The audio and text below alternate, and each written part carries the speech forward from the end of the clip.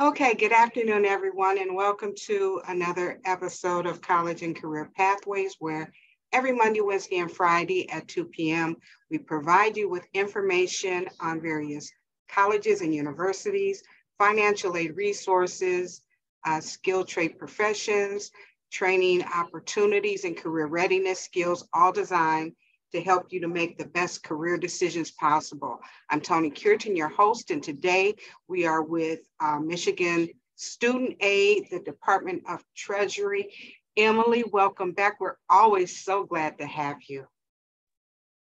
Thanks so much. I'm really excited to be here. Happy New Year, everyone. I'm excited to get an opportunity to share some information about financial aid, kind of give you an overview of that process, where you can find some of that free money to help pay for school. I want to give you some information about some of our state financial aid programs, including our new Michigan Achievement Scholarship. So some of you may have heard of this, so I'm going to share some info with you on my achievement, but also on some of the other state financial aid programs, and then some other areas where you can find, or some other sources where you can find some of that free money. So we'll go ahead and get started. So I just kind of talked through some of the things that I'm going to share today in Financial Aid 101. So again, we're going to cover these things up on the screen.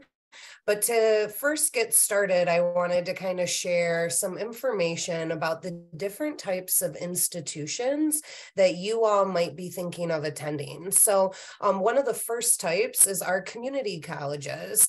So you'll notice we've got some different things up on the screen, some facts about community college. So we know we have the first bullet that says average COA. COA stands for cost of attendance. So when we're looking at our community colleges here in the state, this is the average cost of attendance per year. So you can see we're looking at, just under $19,000 a year.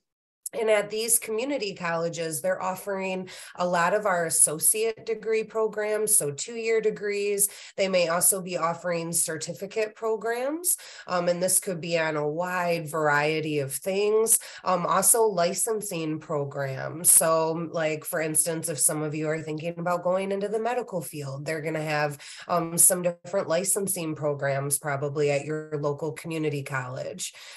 Keep in mind that there are decisions you can make to help reduce this cost of attendance. For instance, for myself, when I was going to my local community college, I was able to commute to campus. So I drove to campus, took my classes, was able to live at home. So that helps save a lot of money. And then also not needing anything in terms of like a meal plan or anything, any separate money set aside for that. So I was fortunate that I was able to reduce my cost of attendance by some of those decisions that I made. Your second option are your public colleges or universities. So a lot of these schools, again, the average COA is going to go up a little with this option. And you'll notice that the average COA is just over $27,000 a year. And at these schools, they're offering a lot of bachelor's degree programs or 4-year degree programs, but some may also offer associate degree programs, and they may even offer some certificates as well. Keep in mind that just like with option 1, there are decisions you can make in option 2 to help reduce the cost of attendance. And I'm also going to share some of those resources like scholarships, grants, work study that can help reduce the cost of attendance. Last, we have private colleges or universities. So you'll notice that the average COA has increased a little more from option 2.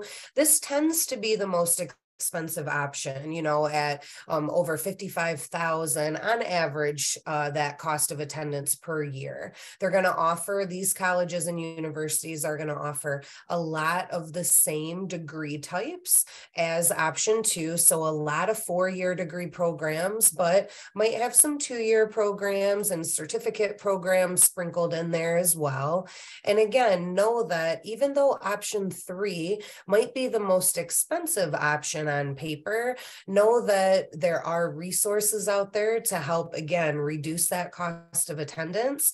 And I'm going to share some of those with you today. So I would just tell anyone that's joining us that is maybe looking at one of those private colleges or universities, I would say still apply, because you might be surprised what that particular institution can do in terms of offering you scholarships and grants. So I wanted to kind of show you a quick graphic, and this graphic really just illustrates the correlation or the connection between your level of education. So do you have less than a high school diploma? Do you have that high school diploma? Do you have some college? Maybe you've got that certificate degree or that associate degree or that 4-year bachelor's. So what this graphic is just showing you is based on that education level, based on, you know, how far you go after high school, what your average or your median weekly wage looks like, and then also what the unemployment rate looks like among that particular group or population. So you'll see that the more education that one has, so past high school, the higher their median wage is, and also the lower their unemployment rate is. So I know that we want to set you all up for success after high school, and we just want to show you the importance of getting some type of credential. So when we talk post-secondary today, I'm not talking a 4-year degree. This could be a 2-year degree. This could be a certificate program, or maybe one of those licensing programs. So just keep that in mind, that we're just thinking about what could you be doing, or what are some of those paths after high school. So what are some of the ways that you can pay for college? So there's a couple different types of financial aid. The first is free money. So hopefully I got your attention with free money, but these are things like scholarships and grants. So you've probably been hearing a lot about scholarships and grants lately as you're preparing for your post-secondary plan, but scholarships tend to be merit-based, meaning we're looking at maybe a particular achievement. It could be a specific GPA that you have. It could be a standardized test score that you received. It could also be something tied to your identity. This could be something like if you've heard of scholarships for students who are left-handed, scholarships that might be out there for students who serve on a leadership role, maybe captain of their basketball team or, you know, their football team. Maybe they hold a leadership role within National Honor Society or their local 4-H. So it's very wide ranging. Scholarships can be on a wide variety of things. Now, grants tend to be need-based. And what we mean by need-based is that the student must demonstrate or show financial need. Now, some of you might be saying, well, how do we demonstrate financial need? And the way that you do is through completing the FAFSA. So the free application for federal student aid, that's your connection to any of these types of financial aid. So if you're getting ready to graduate and you want to be considered for as much financial aid as possible, you want to go out and complete that FAFSA application. And I'm going to talk a little bit later about FAFSA and some first steps so that you know where to go in order to get started. So aside from free money, we also have earned money. This is another type of financial aid. So I don't know if any of you have heard of federal work study, but basically this is part-time employment to help pay with college expenses. So various campuses, on every college campus, they're going to have a list of their work study jobs. And so students who are eligible for work study, again, you're considered for for work study through the FAFSA. So students have to demonstrate financial need in order to be eligible or considered for work study. But I would encourage all of you, as you go through and you complete the FAFSA, there's going to be a question about work study, and it's going to ask if you want to be considered for federal work study. And I would just really encourage you to check that box, yes, because again, this is a form of earned money where you're getting a regular paycheck to help pay for some of those college expenses. And we'll talk a little bit more in depth about work study a little later. The last type of financial aid is borrowed money. So this is our student loan. So I'm sure you've been hearing or you've heard in the past little things about student loans. Really, my goal today is to share some tips, some things that you should be thinking about if you do have to take out some student loans to maybe cover some of your unmet need or a balance that you might have on your college financial aid package. So I'm going to share some helpful information with you about loans, and keep in mind that loans need to be repaid, and some of those loans are going to need to be repaid with interest, meaning those loans are going to be a little bit more than what they were when you initially took them out. So don't worry, we'll talk a little bit more about loans later. So those were the different types of financial aid. Now let's talk through the different sources of financial aid, or where you can find that financial aid. The first is the federal government. So the federal government has scholarship grant programs for students. I just talked about federal work studies. So that's one type that's available through the federal government. But we'll talk a little bit later about some other things like the Pell Grant that's available through the federal government. There's also the state government. So that's me. I'm here on behalf of the state of Michigan, here to share some of our scholarships and grants that we have available for students here in the state of Michigan. There's also the institutions themselves. So don't forget that the colleges and universities that you're thinking about attending, they're also going to have scholarships and grants to support students that are attending their institutions. So don't forget of the institutional aid as one source. And then you have private or third-party scholarships, so or associations. So think of this like associations, organizations, churches. It might even be some of the unions, maybe that your parents might have through their job. So employers might also have scholarships or grants that they're giving away. So keep in mind, that there are private third-party sources of financial aid. And a little bit later, I'm going to share our My Scholarship search tool that enables you to look for local community-based scholarships right in your area.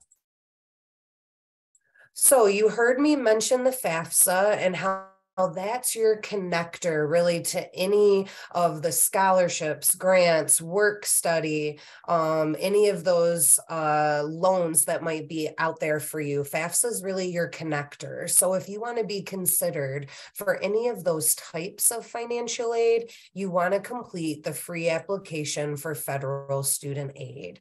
So what do you do first with the FAFSA? Well, you'll see what I have up on your screen. This is kind of giving you some quick things about those first steps for FAFSA. So what you're going to do first is you're going to register your FSA ID. So think of this like a username and a password. So this is going to be required for both the student and the parent. So the student has a piece of the FAFSA and the parent has a piece of the FAFSA. So keep in mind any parents that might have done the FAFSA for maybe an older sibling, know that, or themselves, if they have, recently been enrolled in college, know that they're going to use their same FSA ID and password that they used previously. So make sure you know that, make sure your your parent knows that, if they already have that FSA ID and password, they're going to use that same one. Now, the FSA ID is linked to your social security number. So it's really important that you and your parent create your own and that you keep it in a safe and secure place, because every year that you're enrolled in school, every year you're enrolled in college, you're going to need to complete a FAFSA. So if there is no social security number, then the user can't create an FSA ID or password. So if you don't have a social security number, just keep in mind that you're not going to be able to complete that FAFSA because you won't be able to create that FSA ID and password.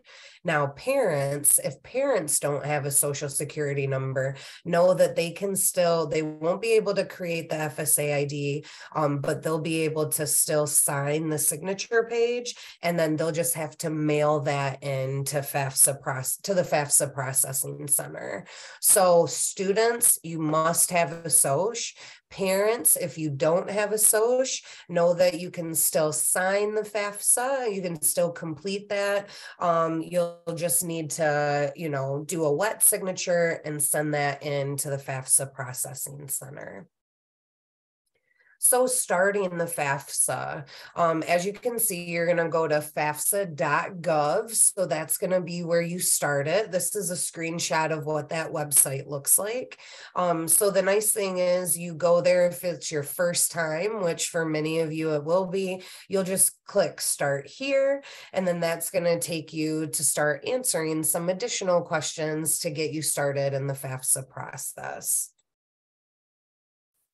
There's also FAFSA deadlines depending on what state you're in. So I'll share a little bit later what some of those FAFSA deadlines are for a few of our state of Michigan financial aid programs.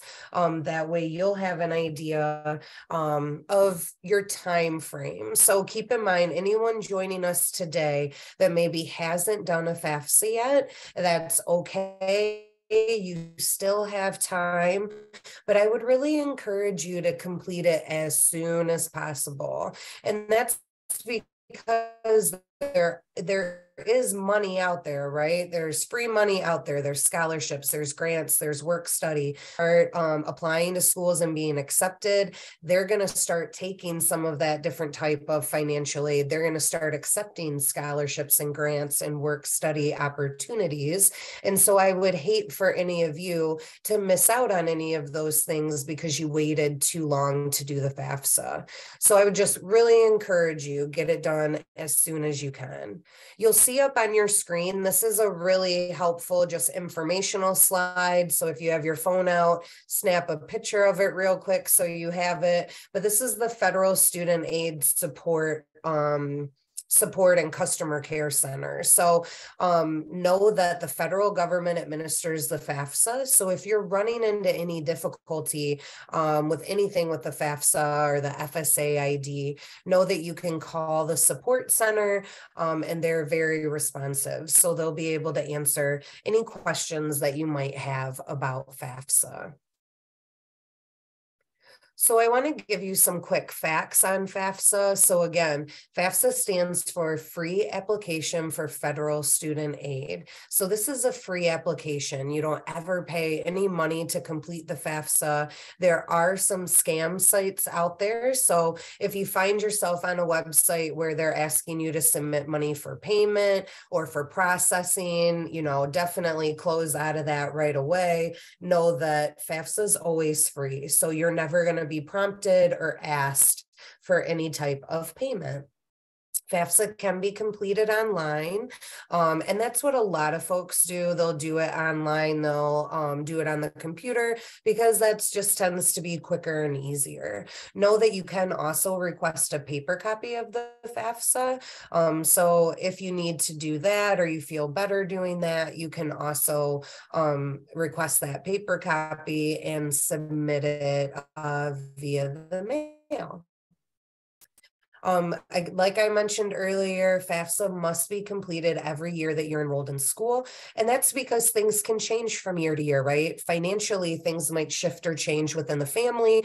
And so we want to make sure, in all of the colleges and universities want to make sure that they're taking that into account and that they're really evaluating each student on an individual basis to see if they're eligible for certain types of financial aid at their institution. Now, state of Michigan does have two FAFSA priority deadlines, and it's actually been changed from March 1st to May 1st. So keep in mind, like I said, for anyone who might be joining today who has not done a FAFSA yet, you have until May 1st for the two state of Michigan programs that have a FAFSA deadline. So that's the Michigan Competitive Scholarship and the Michigan Tuition Grant. And I'm going to talk about those here in a minute. But you did get that extended to May 1st. Now, again, seniors, FAFSA opened up for you on October 1st. So that application is open. You can go and complete that as soon as possible. And then, of course, for our juniors, our class of 2024s, FAFSA is not going to open up until October 1st of 2023. So not until October 1st of your senior year.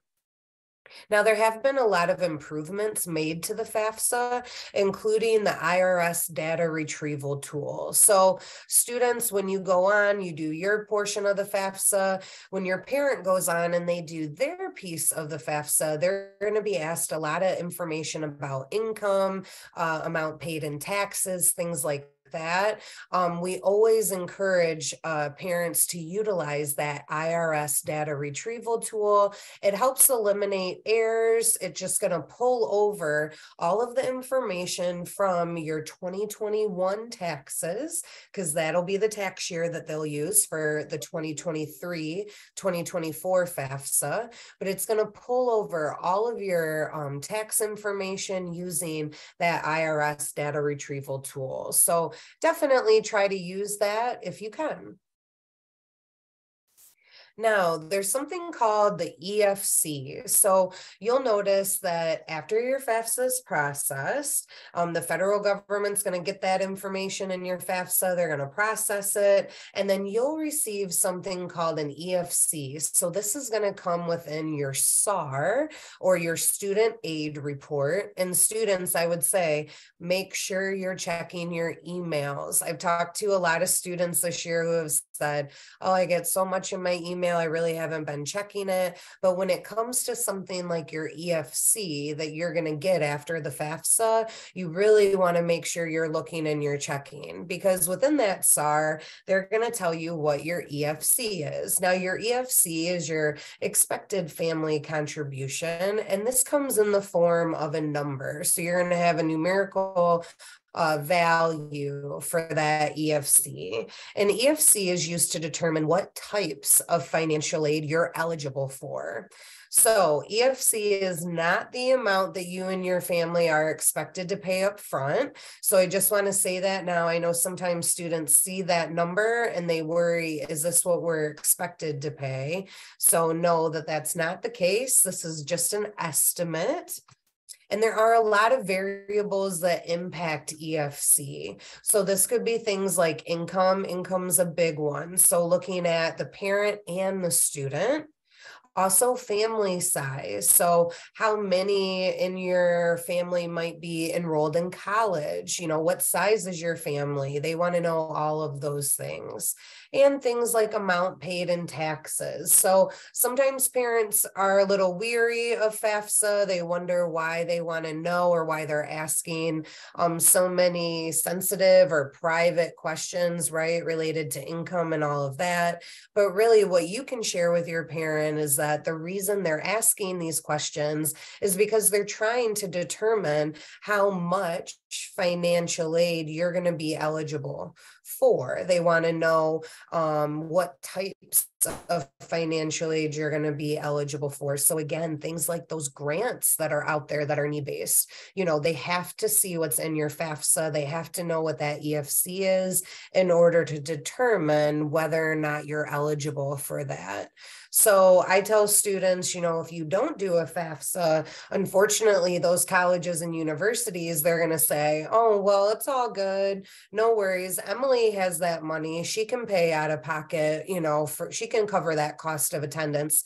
And if that's not the case, for me, when I went to school, I wanted to be considered for as much financial aid as possible. My parents said, hey, we support you going to school. We want you to be successful, but we can't pay for it financially. We can't help you financially.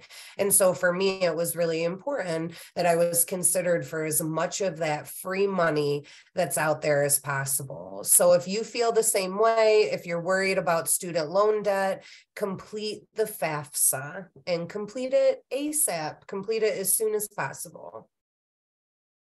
So there is something called an independent student, and I don't know if any of you have heard this term, but when you go and you complete the FAFSA, you're going to be asked some different questions. So as a student, they're going to ask some things about certain things that you may or may not have experienced, certain things that may or may not apply to you.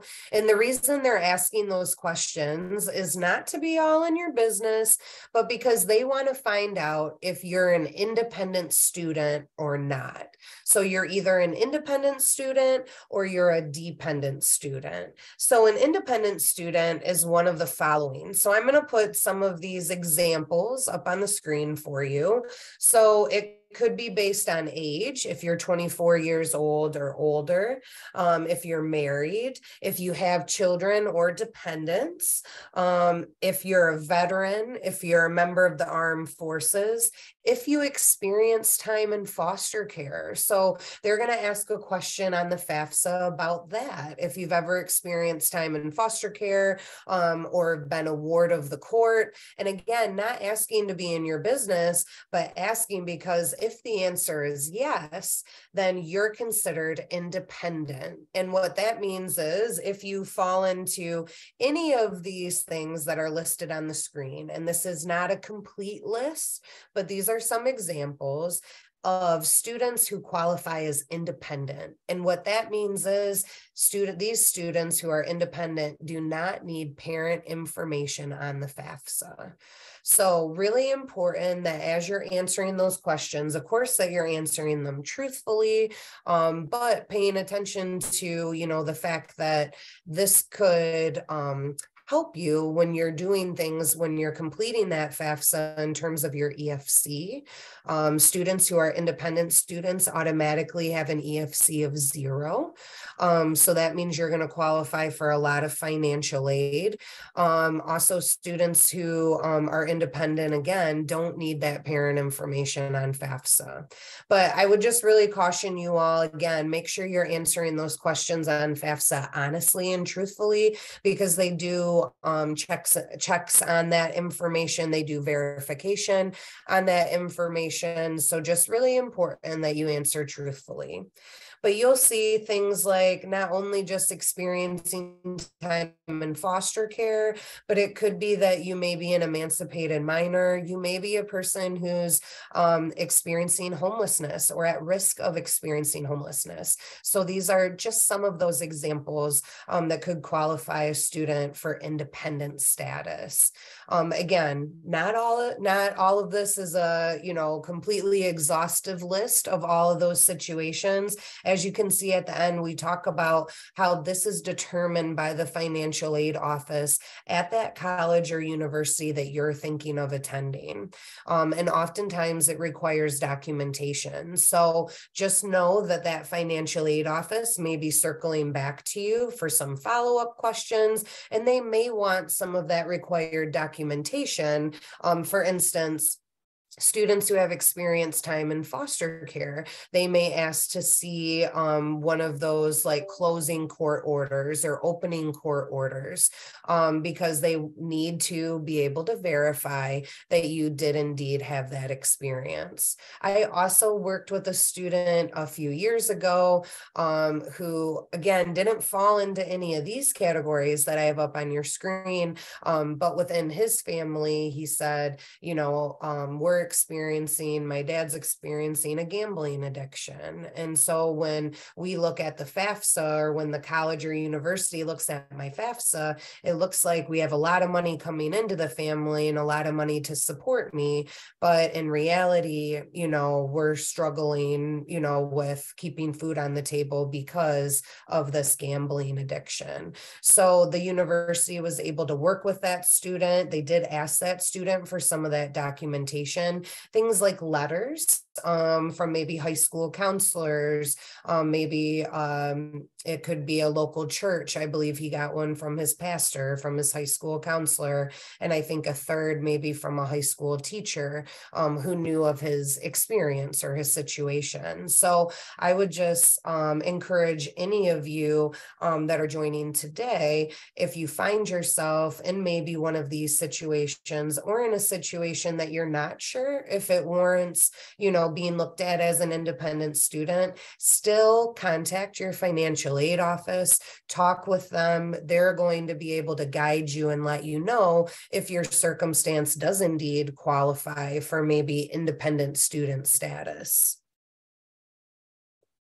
So I mentioned this professional judgment. I encouraged you all, just make sure you follow up with that financial aid office to see if you may qualify for one of these special circumstances.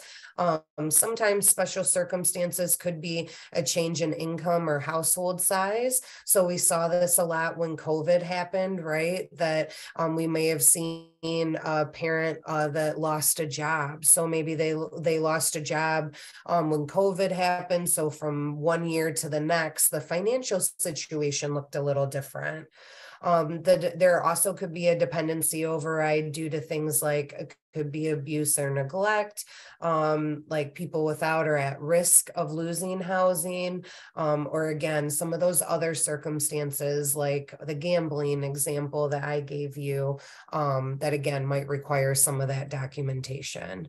But I would just encourage you, reach out to that financial aid office, share that situation, because if you don't, then they have no idea of knowing what might be going on within your family. So you might have been asking yourself, what parent information do I include in my FAFSA? Maybe for some of you, your parents may be divorced. For some of you, your parents might be married. So trying to figure out, okay, whose information do I include on the FAFSA? So the chart that we have up on your screen, just a helpful chart, you can snap a picture of it, but something to help guide you as you're figuring out what parent information do I include. For parents who are married to each other, you'll see on the right-hand side, we're telling you that FAFSA action. So you'll need both parents' information if they're married to each other. If the parents are legally separated or divorced, you'll see that we say use custodial parents info. So meaning the parent that you reside with. So sometimes, students or families will say, well, it's split 50-50, it's right down the middle. I'm with each of them equally. Then I'm saying, is there a parent who provides more for you financially? So that could be that kind of next step if you're looking to see what parent information should I include. So definitely take a look at those different marital statuses that we have on the left, and then that corresponding FAFSA action based on that marital status. So when we talked earlier about the different sources of financial aid, you'll remember that the federal government was one of those sources. So I'm going to put up some of the different programs that are available through the federal government. So you'll notice things like the federal Pell Grant. You might have heard of this in the past. Also, you'll notice there's a few grants up on the screen that are specifically for students looking to go into education or teaching. So definitely check out some some of those grants.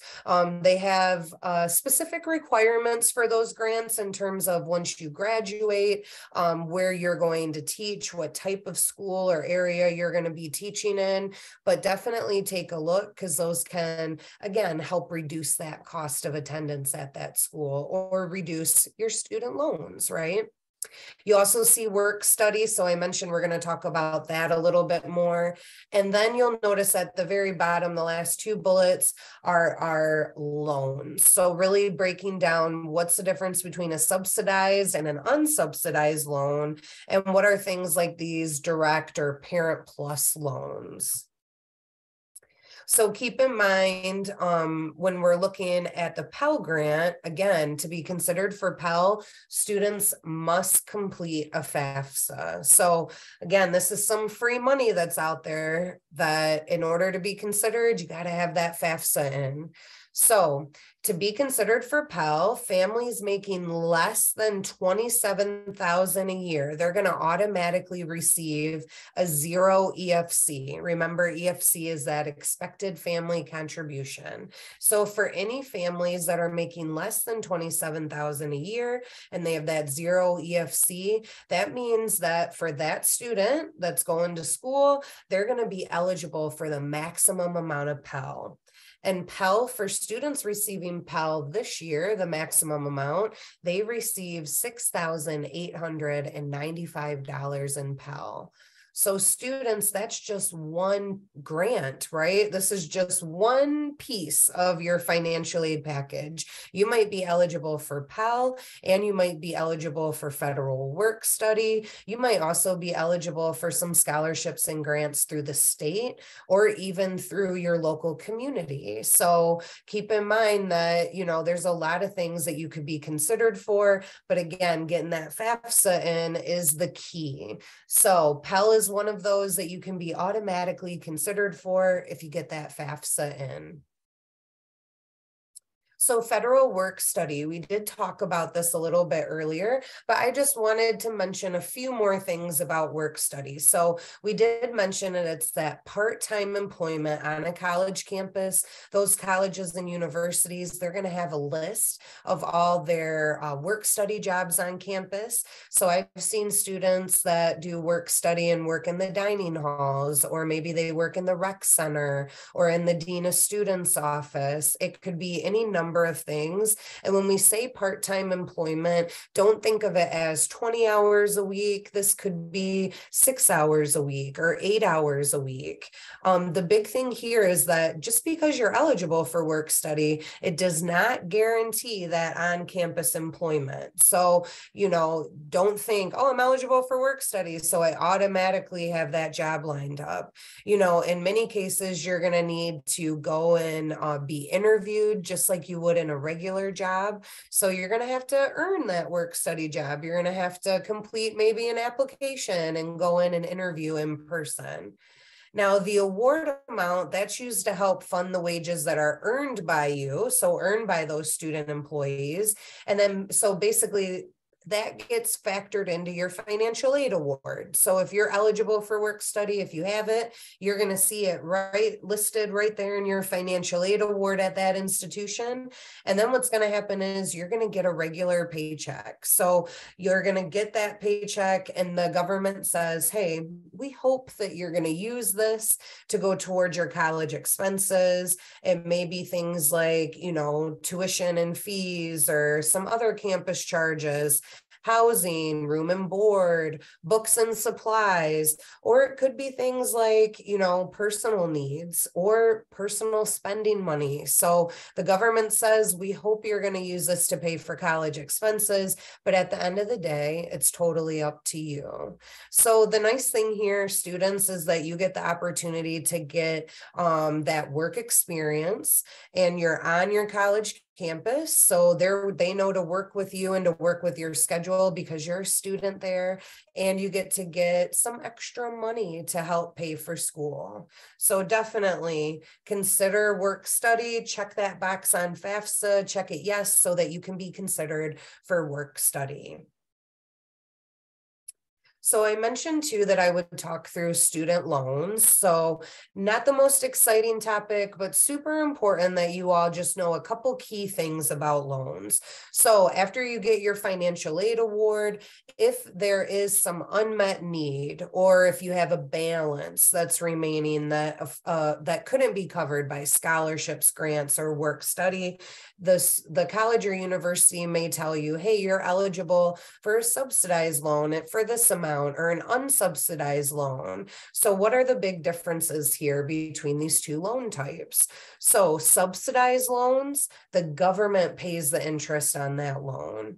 Students, this is what you want to go for. So if you're being offered both options, either an unsubsidized loan or a subsidized loan, always go with the subsidized loan first. Let the government pay that interest. So that's how it looks in the subsidized loan. While you're enrolled, the government's going to pay the interest on that loan.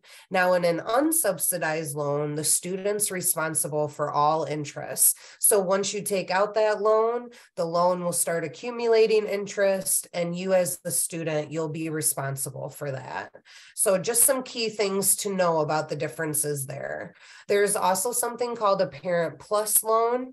Now, this is different than just a subsidized or an unsubsidized loan, and that in the plus loan, the parent is the co-signer. So the parent is responsible for the loan. So this is the big difference here. You all may take out a subsidized loan, but it's in your name, not your parent's name, but that Parent Plus loan is in the parent's name as well. So they're also that loan holder, and they're also responsible for that loan. So if you have that option, if that's something that your parents are willing to look at and consider, it's definitely worth looking into. So I just want to share some quick factors to think about when taking out a loan. So big thing here, when you're looking at your total loan debt, so how much you may borrow over that 2-year, 4-year certificate program that you're going for. Think about that your total loan debt should not exceed or should not be greater than what your projected first year post-graduation annual salary is. So for some of you, if you have an idea of what you might want to study, start thinking about or start doing a little bit of research just to find out what is the average pay, what's the average salary for anyone who's just graduated. So anyone who's in their first year after they graduate from college, because that's going to give you an idea of what that amount is. Is it $45,000? Is that the average pay per year? Is it $50,000? And then start thinking about how much have I taken out in student loans? Is it greater than that? Because if you know you're going into a field that's maybe $50,000 and you've taken out $80,000 in student loans, that's going to be a really big hole to climb out of, right? So just thinking about, what am I going to make in my career versus, how much I'm taking out in loans. Also keep in mind too, that you don't have to take what the school offers you. So just because the school offers you a $6,000 loan doesn't mean you need to take that full $6,000. If all you need is $3,000, then just take what you need. Only borrow, only take what you need. And then I would just say too, definitely, look at what's being offered in terms of federal student loans. Often the interest rates are a little better, the repayment plans are better. And just to give myself as an example, when I graduated from college, I was teaching swim lessons and I was lifeguarding, and it took me a little while to find a job in my career field, even though I had that degree. And for me, 6 months after graduation, those loan companies were saying, hey, it's time to start paying us back. And basically I had, over a $200 a month loan, but I was still lifeguarding. So that was a lot of money to pay on my loan. But because I had loans through the federal government, I was eligible for what was called an income-based repayment plan. And so they were able to look at how much money I made as a lifeguard and teaching my swim lessons. And then they were able to adjust my monthly student loan payment to, be a little more reasonable based on what I was making as a lifeguard. So my payment went from, I think, $200 a month to $25 a month. So something to think about when you might have private loan companies offering you student loans versus some of the federal, student loans that are out there. Definitely look at those federal options first.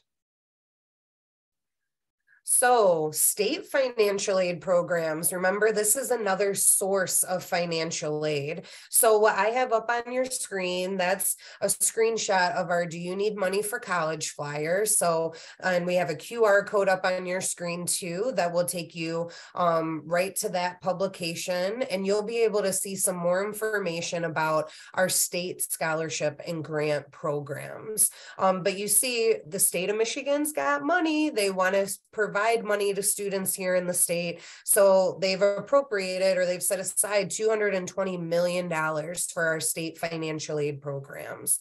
So really excited about that. And if you haven't gone to our website, check it out. We got it up on the screen, www.michigan.gov/MI student aid. That's where you're going to find program details, eligibility requirements, and fact sheets on all of our programs. So I wanted to just give you a quick listing of the different programs that we have. So we've got CVTG. This provides tuition assistance to the children of Michigan veterans who are totally and permanently disabled, missing in action, or deceased. We've got the Fostering Future Scholarship. So this is a scholarship for students here in the state of Michigan that have experienced time in foster care. So if you experience time in foster care here in the state of Michigan at the age of 13 or older, you are eligible for the Fostering Future Scholarship. There's also our Michigan Competitive Scholarship, or MCS. So this provides tuition assistance to students who scored at least a 1200 on the SAT. So if you took the SAT, you got that 1200 or higher, and you got your FAFSA in and you demonstrate financial need, then you're eligible for MCS. So this is one of the two state of Michigan programs, you'll recall, that has that FAFSA deadline of May 1st. So MCS and MTG. MTG provides tuition assistance to students attending a Michigan private or independent college or university. So any of you that might be looking at some of those private or independent schools in the state, definitely look at MTG. Make sure you get your FAFSA in by May 1st and you demonstrate financial need. We also have the Police Officers and Firefighters Survivor Tuition Grant. Now, this provides a waiver of tuition for children and surviving spouses of Michigan police officers and firefighters killed in the line of duty. And then we have the Tuition Incentive Program, or TIP. This is one of our bigger programs.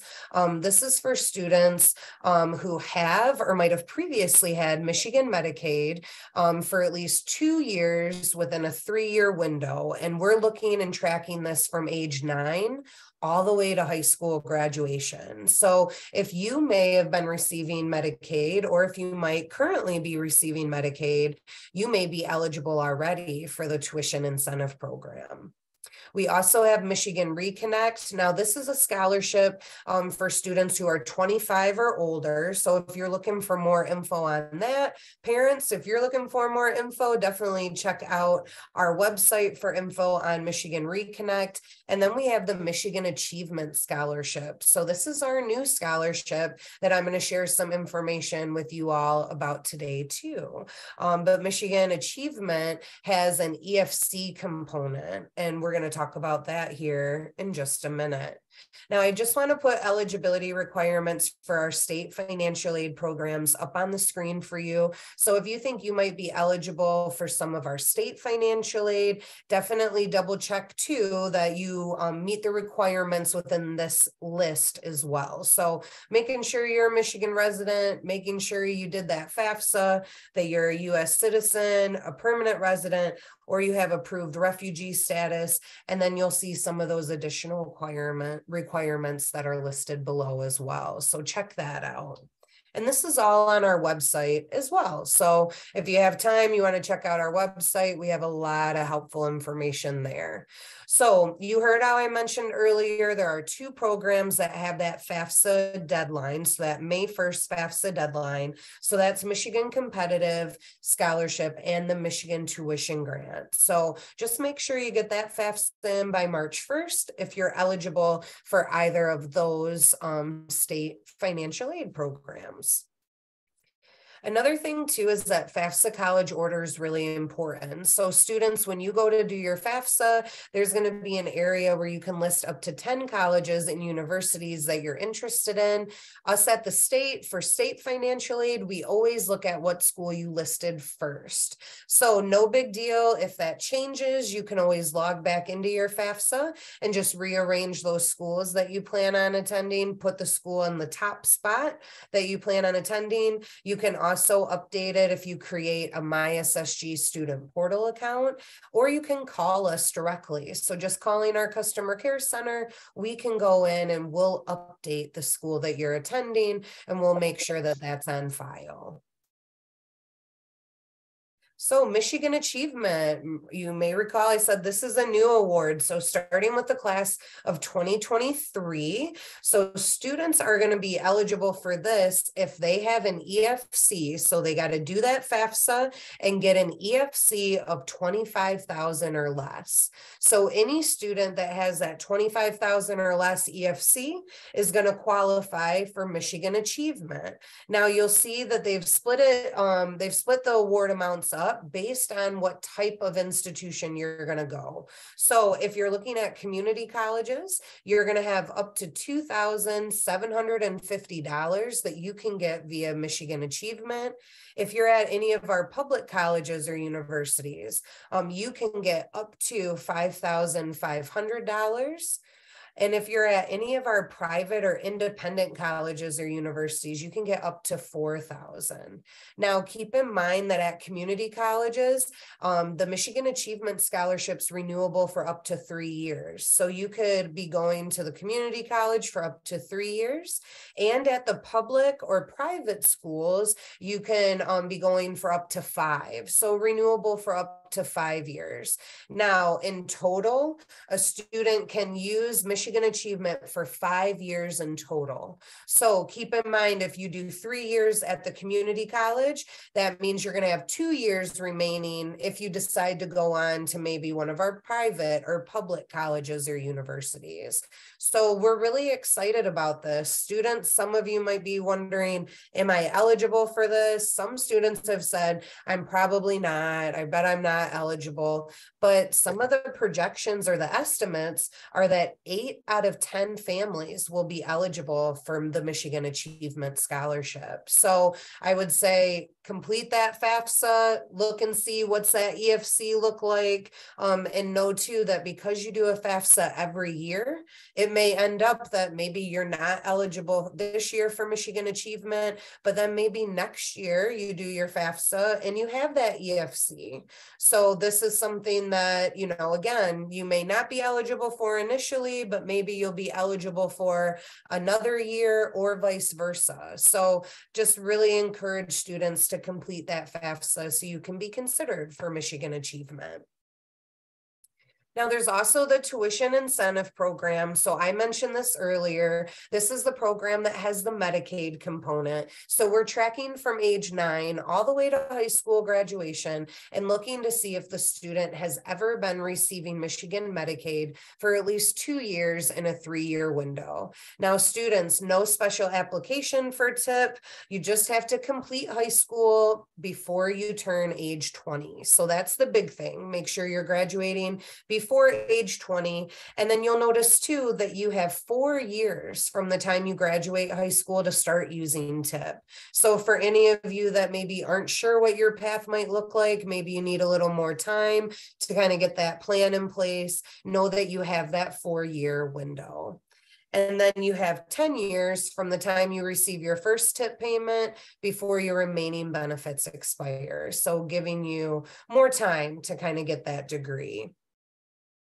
Now they split TIP into phases, but I do not have a lot of time remaining. So what I'm going to let you know is that TIP phase 1 happens in the student's freshman year and sophomore year. So there are phase 1 TIP schools that you can take a look at. Some of these are community colleges. Some of these are private or independent colleges. And then we have 5 public colleges that participate in TIP phase 1. So you may be eligible to get TIP phase 1 at one of those types of institutions during your freshman year and sophomore year. And for anyone looking at a certificate program, definitely look at your local community college, see if they offer a certificate program. And as long as it's at least 24 semester credits and what we would say 30 weeks of instructional time. So like a fall semester and a winter semester, if you're TIP eligible and you're in a certificate program that meets those requirements,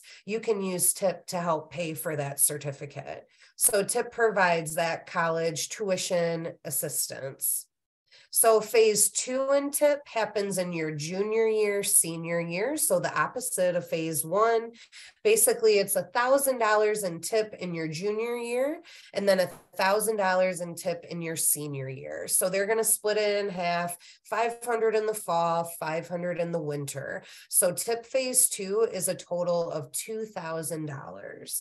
And again, you'll know that on our website, you'll be able to see fact sheets for all of our programs, including TIP.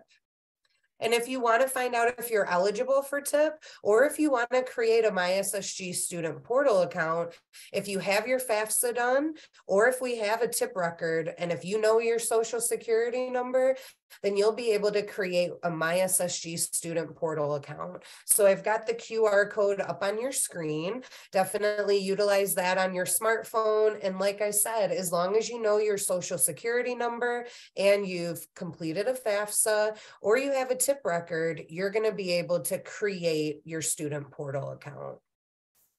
There's a lot of things that you can do in the portal, and I'm just going to put them up on the screen for you, but you'll notice you'll be able to complete applications for some of our state financial aid programs, update that college on file. So once you make that decision, you can update your college via the portal, and then you can check things like eligibility and payment status, contact us directly, and update your contact information. So I would encourage you, create a student portal account. And then that way you're able to kind of navigate some of those things with state financial aid.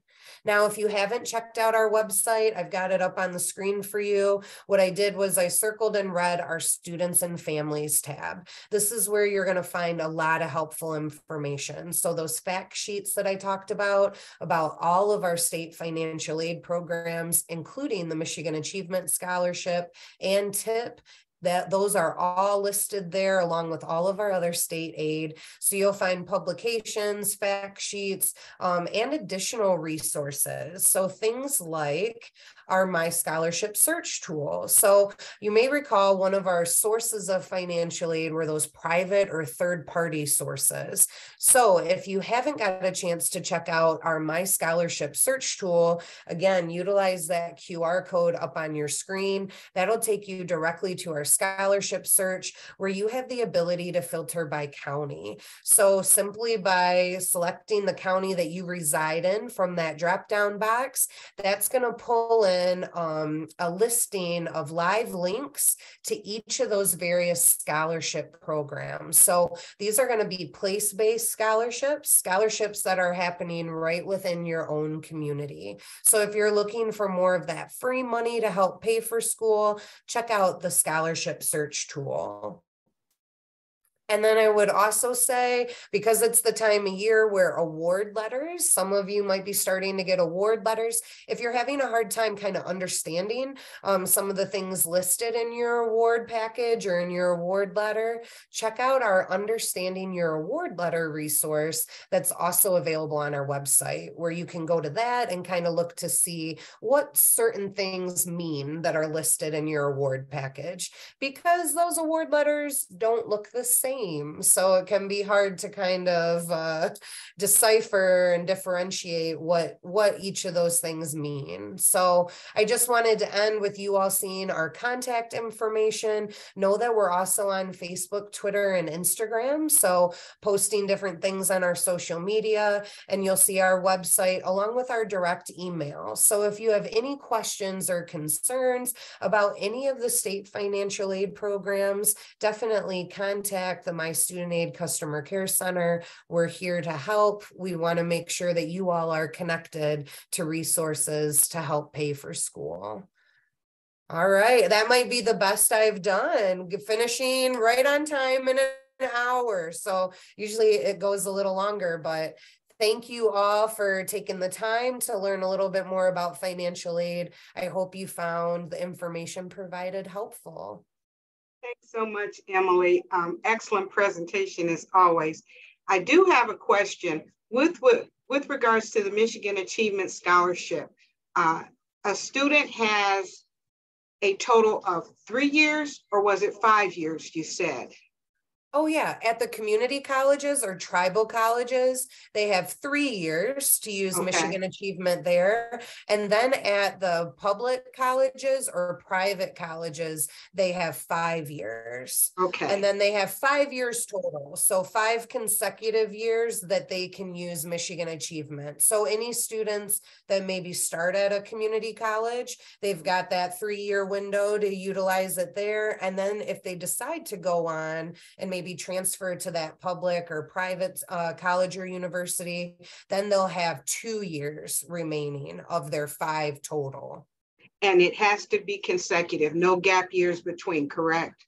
Yeah, so the big thing with Michigan Achievement is that students have to enroll within 15 months of high school graduation. Okay. So that's a big thing too. And that's all on the fact sheet. So students that might be looking for some of that more detailed information about Michigan Achievement Scholarship, know that that's one piece. They have to enroll within 15 months of high school graduation. Okay, good deal. Thank you so much, Emily. We greatly appreciate your time. Thank you everyone for joining, and have a great day, and we'll see you all next time. Thanks. Bye now.